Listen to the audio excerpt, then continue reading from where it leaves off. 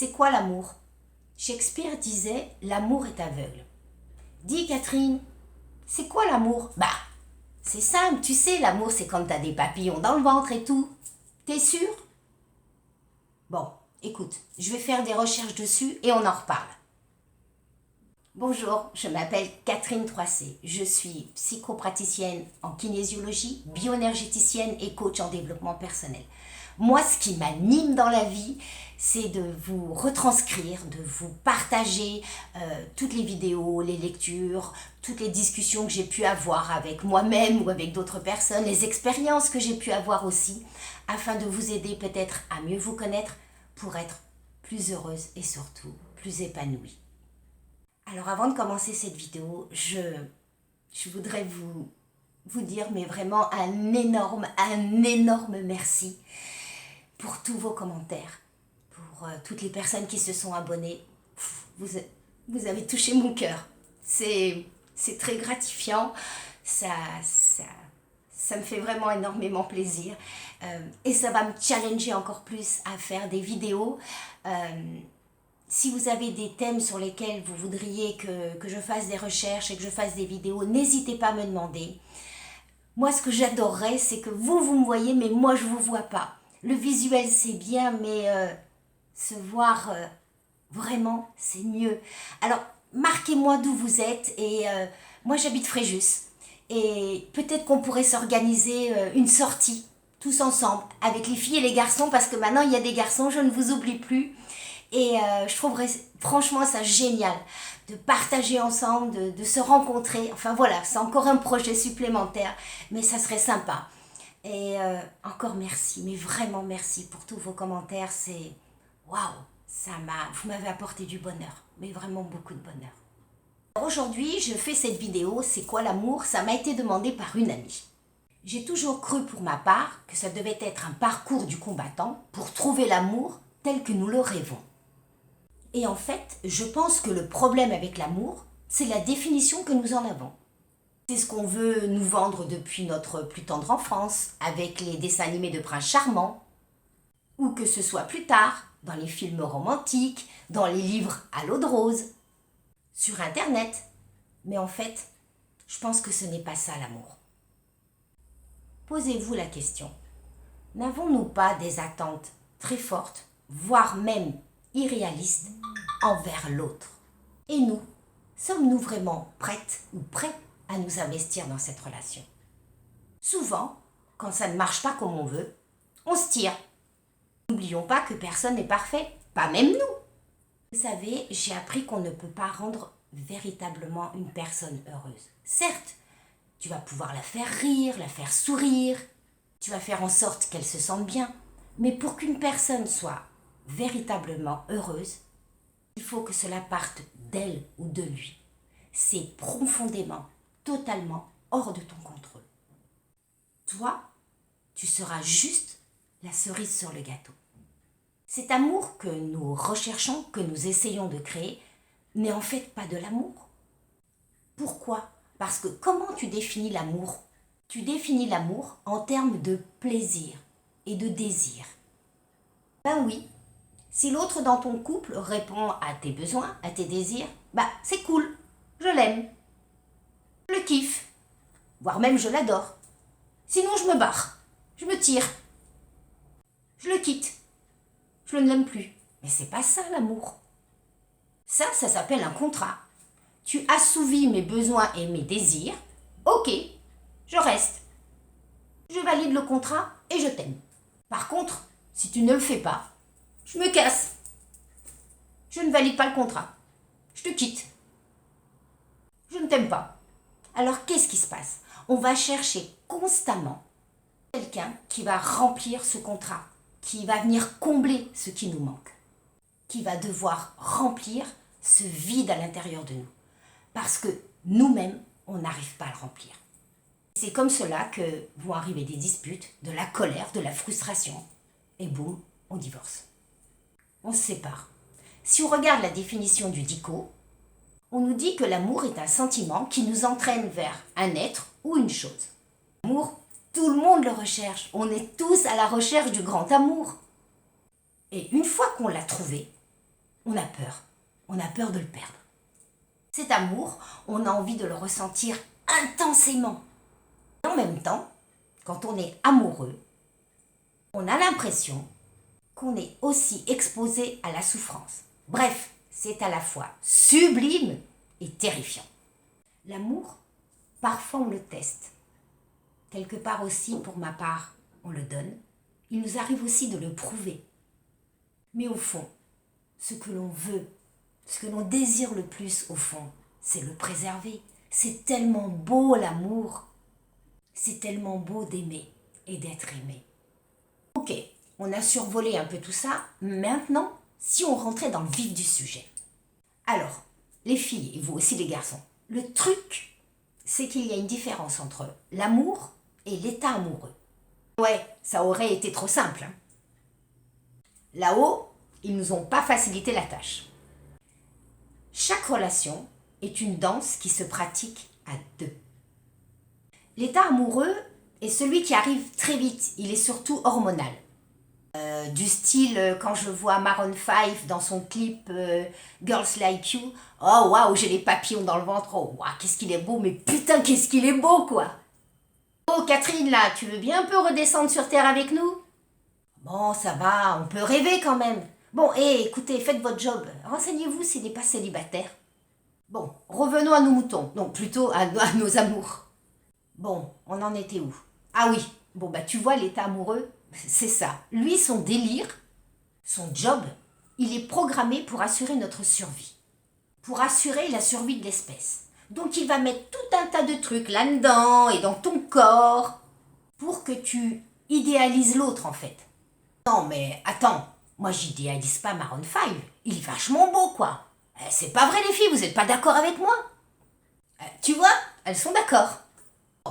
L'état amoureux, en fait, c'est comme s'il te mettait un bandeau devant les yeux, pour qu'en fait, tu ne vois l'autre que comme le prince charmant. Pourquoi? Parce que bien souvent, si tu le connaissais tout de suite, que tu voyais tout, chez lui, tout, tu n'entamerais aucune relation. Et tu n'en voudrais même pas, et tu ne prendrais même pas le temps de le connaître, de le découvrir. Tu te tirerais à toute vitesse, en courant, genre super vite un cheval au galop, quoi. Donc, l'état amoureux hormonal, son rôle, c'est que tu tombes amoureuse. Et il est vachement fort, il est super fort à ce jeu-là. Il te rend quelque part aveugle. Donc, ce n'est pas l'amour qui te rend aveugle, c'est l'état amoureux hormonal qui te rend aveugle. Et c'est pour cela, vous avez dû sûrement toutes et tous l'avoir entendu, c'est pour cela qu'au début, on appelle ça la lune de miel. Pourquoi? Parce qu'au début, on rencontre une personne, elle nous plaît. Bon, pour nous, les filles, ça va être du genre... et vous, les garçons, ça va être du genre... elle a un beau cul, elle a une jolie bouche, elle a des seins magnifiques. Ok, on sait que vous dites ça, les garçons. Eh ben, c'est ok, quoi. Vous êtes dans l'état amoureux, prêt à vous reproduire. Puis après, on va passer à la phase suivante. On s'appelle, on s'envoie des SMS, on dit à sa copine « Oh, tu te rends compte, je me suis endormie au téléphone avec lui. Oh, c'était trop chou, c'était trop cool. » Puis on va avoir envie l'un comme l'autre de se revoir. Et là, tu passes au niveau supérieur. Les hormones font bien leur rôle. L'autre, tu vas le trouver tellement beau, tendre, prévenant, amoureux.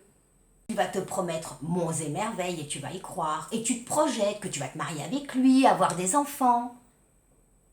Et cela va monter, monter, monter jusqu'au niveau 10. Mais seulement, tout cela est relié à notre état hormonal amoureux. Et oui, désolé de casser le mythe, de péter le romantisme, de vous choquer. Mais c'est juste une histoire de cul pour qu'on se reproduise. C'est comme ça, c'est son rôle à lui, à l'état hormonal. Mais c'est pas de l'amour. Ah oui, mais c'est génial l'état amoureux hormonal. Je vais pas vous dire le contraire. Seulement, il n'est pas fait pour durer dans le temps. Il faut en être conscient. Donc, quand tu te trouves dans cet état hormonal amoureux, stop, on se pose, on se calme, on respire, on souffle.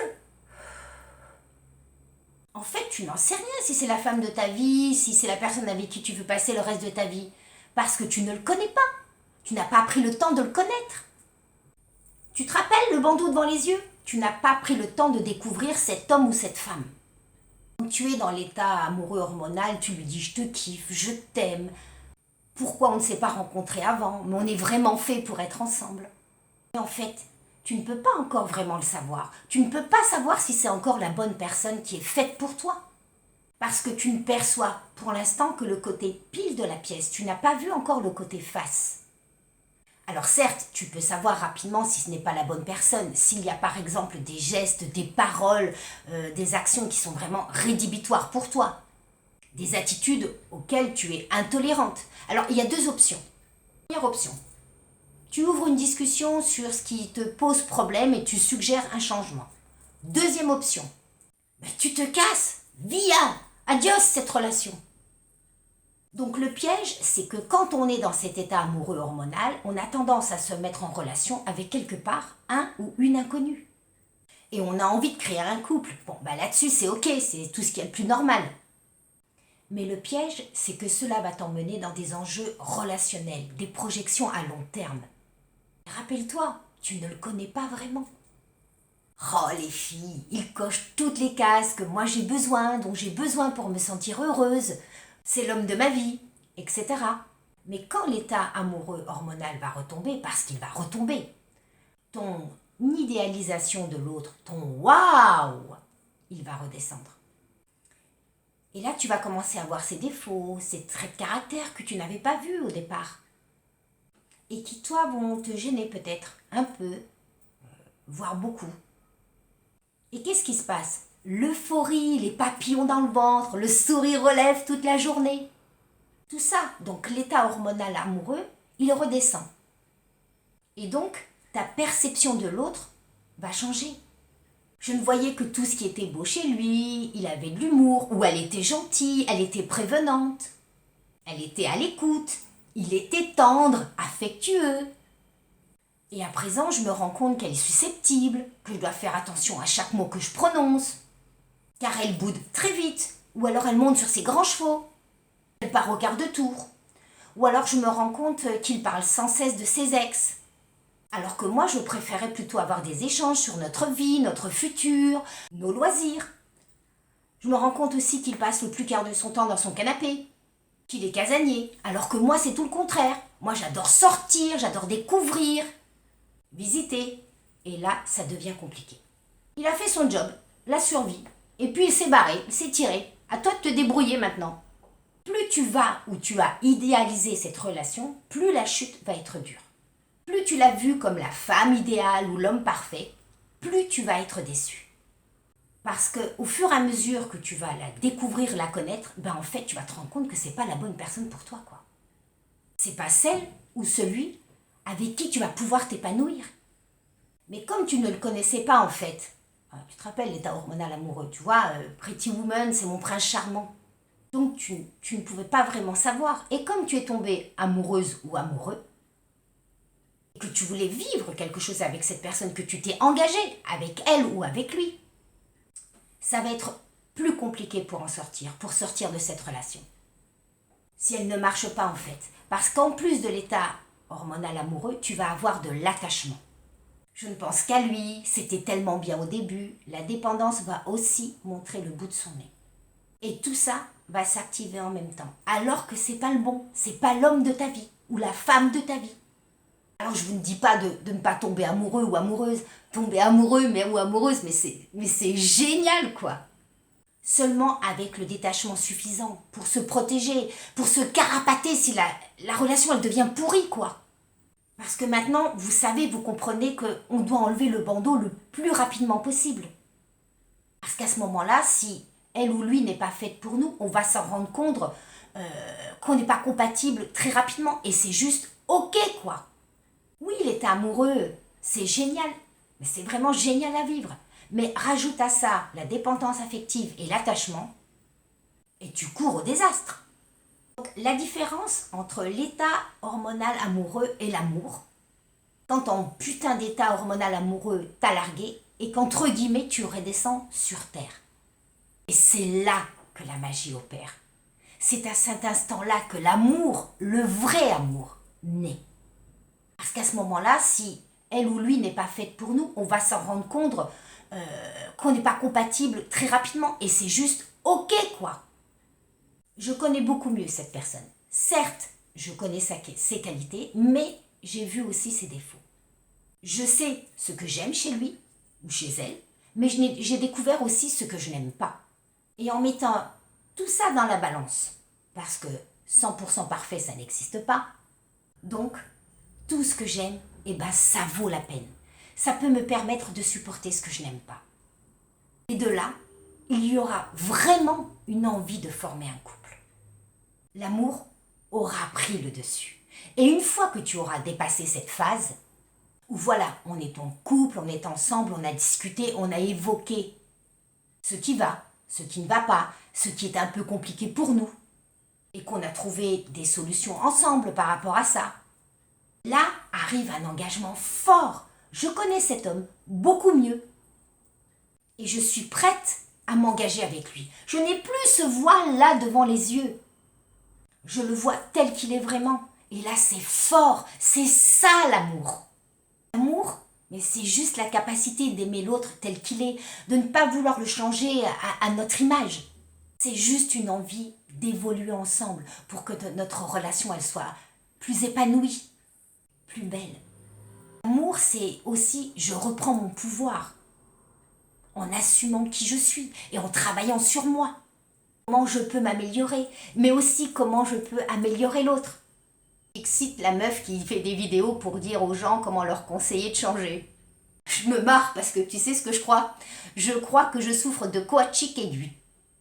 C'est une maladie très grave du coach des temps modernes qui se sent investi d'une mission en permanence et qui essaie sans cesse, sans arrêt de sauver le monde et d'aider les gens, même quand son avis n'est pas demandé. On appelle ça aussi, je crois, le syndrome du sauveur. Encore un truc que j'ai à travailler. Et je ne connais pas un empathe qui ne soit pas concerné. Après ce petit aparté sur ce que je dois encore bosser, revenons à l'amour. Donc l'amour, c'est aussi quand tu fais tous ces efforts. Je te donne ça, j'aime te donner ça. J'aime te voir sourire, rire, être épanoui. Et que la personne en face, elle n'apprécie pas. Elle n'apprécie pas tous ces efforts, voire même qu'elle te critique. Ça, c'est un signal. C'est un signal fort qu'il n'y a pas d'amour partagé. Ton rôle à toi, c'est de dire que j'ai une vie qui vaut la peine d'être vécue. Que je sois mariée ou pas. Tout le monde ne sera pas capable d'apprécier tes qualités, ta valeur, tout ce que tu peux apporter dans une vie, dans la vie de l'autre. Tu connais l'expression qu'il ne faut pas donner du caviar au cochon? J'ai entendu cette métaphore et je veux vraiment te la relater. Les cochons, on le sait bien, ils peuvent manger tout et n'importe quoi. Par contre, le caviar, c'est pour les gens qui ont du palais, qui savent apprécier. Tu dois être très attentive, très attentif à qui tu offres tes valeurs, tes qualités. Si ces personnes ne sont pas capables d'apprécier ce que tu leur donnes, va vers des gens qui sont capables de l'apprécier. Le secret de l'amour, c'est la capacité de toi-même ou de ton partenaire d'apprécier ou de tolérer ce que tu ne peux pas changer chez l'autre. Et tu sais quoi, dans ce cas de figure, moi je suis contente que tu le laisses ou que tu la laisses.